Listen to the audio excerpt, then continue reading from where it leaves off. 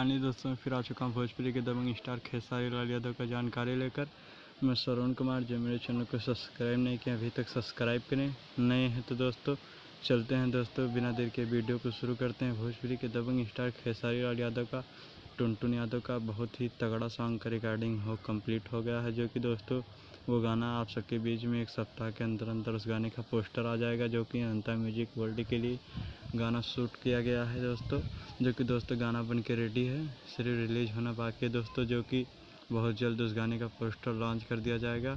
यहाँ दोस्तों टुनटुन यादव और खेसारी लाल यादव का फिर से कमबैक होने जा रहा है एक नए गाने के लिए, अनंता म्यूजिक वर्ल्ड के लिए। यहाँ दोस्तों मेरा वीडियो पूरा देखेंगे तभी पूरी बात समझ में आएगी आप सबको।